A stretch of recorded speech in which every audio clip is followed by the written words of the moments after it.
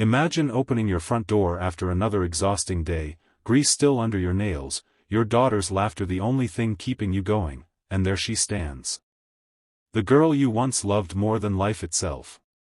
Now a billionaire CEO in a tailored coat that probably costs more than your annual rent. She looks at you with those same eyes, the ones that used to promise forever, and says 4 words that stop your world. Alex, it's time to settle what happened 20 years ago. If that gave you chills, if your heart just lurched the way mine did writing it, smash that like button right now and hit subscribe. Turn on notifications too. Because stories like this don't come around often, and they hit different when you're ready for them. Let's dive in. Alex Thompson was 38 going on exhausted. His days started at 5:30 a.m. with the blare of an old alarm clock that had belonged to his late wife, Sarah. He'd shuffle to the kitchen in the small 2-bedroom house on Maple Street, the one with peeling paint and a roof that leaked when it really poured. Coffee first, black, no sugar, because sugar was a luxury these days, then wake Lily. Lily was 7, all elbows and wild curls, with Sarah's smile and Alex's stubborn streak. She'd bounce out of bed asking for pancakes he could only afford to make on Sundays. The rest of the week it was cereal or toast, whatever was on sale at the corner market. Today was Tuesday. Same as every Tuesday. Alex dropped Lily at school, kissed her forehead through the car window, then drove his rattling pickup to Thompson's Auto Repair, the shop where he'd worked since he was 19. No relation, the name was a coincidence that felt like fate when he got hired. 12 hours of oil changes, brake jobs, transmissions that fought back. Tips were rare. Overtime even rarer. He got home at 7:15 p.m., bone-tired, smelling like gasoline and regret. Lily was already at the table doing homework with the neighbor's teenage daughter watching her for $10 an hour. Alex paid her, thanked her, then started dinner, spaghetti with jar sauce and a prayer it would stretch to leftovers tomorrow. That's when he heard it, the low, expensive purr of an engine that didn't belong on Maple Street. He glanced out the window. A black Bentley Mulsanne, windows tinted so dark they looked like mirrors, eased to the curb. The driver's door opened.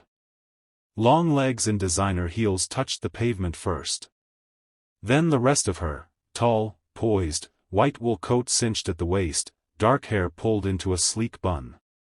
Sunglasses even though the sun had set an hour ago. She walked up the cracked walkway like she'd done it 1,000 times. Alex's stomach dropped. He knew that walk. He'd dreamed about it for years. The knock was polite, 3 soft raps. Lily looked up from her coloring book. "Daddy, someone's here." "I know, baby. Stay put." He wiped his hands on his work shirt, still stained from the day, and opened the door. Sophia Reynolds stood there, 20 years older and somehow more beautiful for it.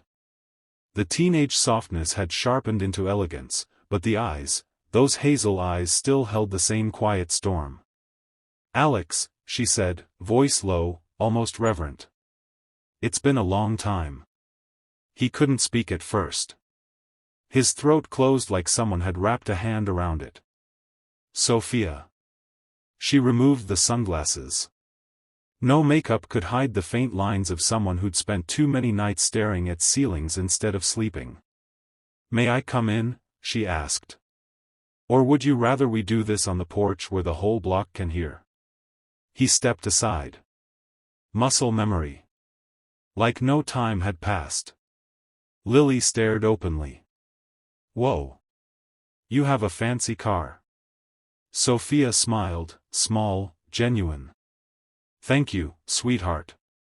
What's your name?" "Lily Grace Thompson." Pretty name for a pretty girl. Alex cleared his throat. "Lily, go to your room for a bit, okay? Daddy needs to talk to an old friend." Lily hesitated, then scampered off, peeking back once. The door clicked shut. Silence filled the tiny living room like smoke. Sophia looked around, the sagging couch, the thrift store coffee table, the framed photo of Sarah and baby Lily on the mantel. Her expression didn't judge, it just hurt. "I didn't know about Sarah," she said quietly. "I read the obituary 3 years ago." "I'm so sorry, Alex." He crossed his arms. "You read it. But you didn't call. Didn't send a card. Nothing." "I wanted to. Every day I wanted to. But what right did I have? I was the one who left." "Yeah. You were." She reached into her Hermes bag, he recognized the logo from magazine covers, and pulled out a faded envelope. The same one he'd slipped into her hand the night before she left for Stanford. Inside, his sloppy teenage handwriting on notebook paper. "Sophia, if life pulls us apart, promise me one thing. If we ever get a second chance, we take it. No matter what. I love you. Always will. Alex." And the cheap silver ring. The one he'd bought with summer job money. She still wore it, on a thin chain around her neck, hidden under her blouse. "I never took it off," she whispered. "Not once." Alex's knees felt weak. He sat on the arm of the couch. "Why now? After all this time?" "Because I finally built something worth offering you. And because I couldn't spend one more year pretending I wasn't dying inside without you." He laughed, bitter, broken. "You think money fixes this? I don't need your charity, Sophia. Lily and we're okay. We make it work." "I know you do," she said. "I've watched from afar. Not stalking, I swear. Just checking. LinkedIn, old mutual friends, public records. I saw you graduate night school while working full-time. Saw Lily's dance recital photos on the school website. I cried every time. Because you were doing it all alone when I should have been there." Tears slipped down her cheeks now. She didn't wipe them away. "I was a coward at 18, she continued. "My father said if I didn't go to Stanford, if I stayed here with that mechanic boy, he'd cut me off completely. No tuition, no trust fund, nothing. I thought, if I left, you'd find someone better. Someone who didn't come with strings and expectations and a family that hated you on sight. I told myself I was saving you. You broke me instead." "I know." They sat in silence for a long minute. From the hallway, Lily's soft humming drifted out, some song from a cartoon. Sophia wiped her face. "I won't beg. But I will ask for one thing, give me a week. 7 days. Let me be here.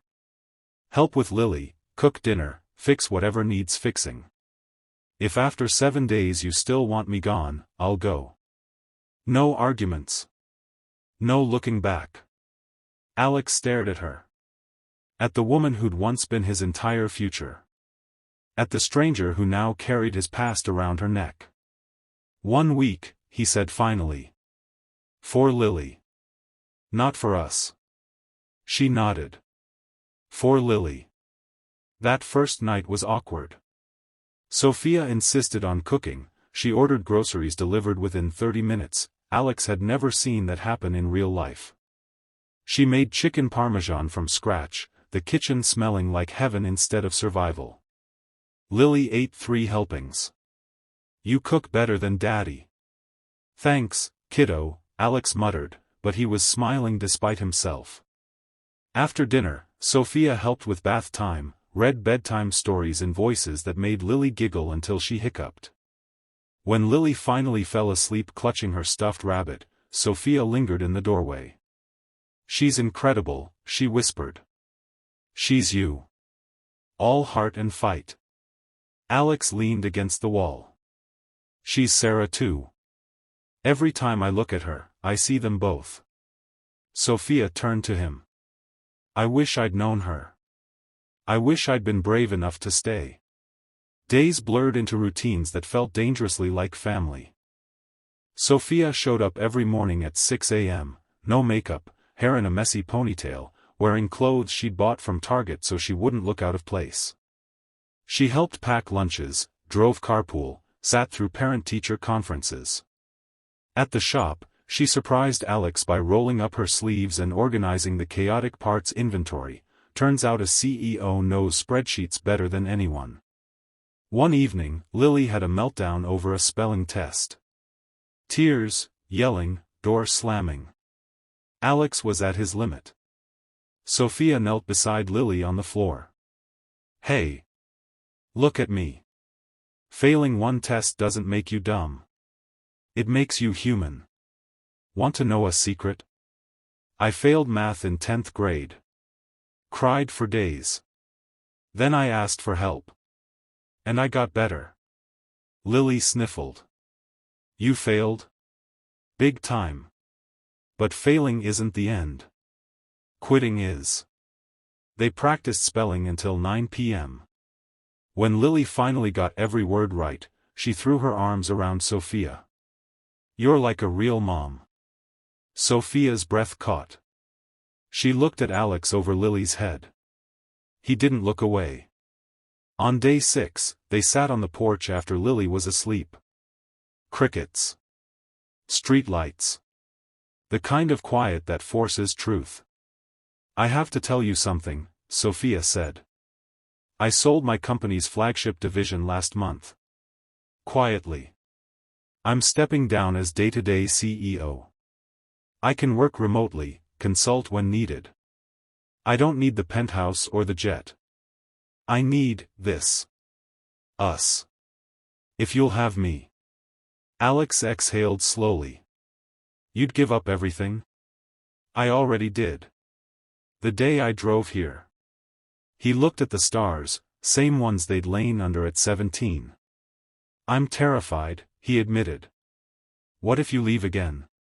What if Lily gets attached and then? I won't, she said fiercely.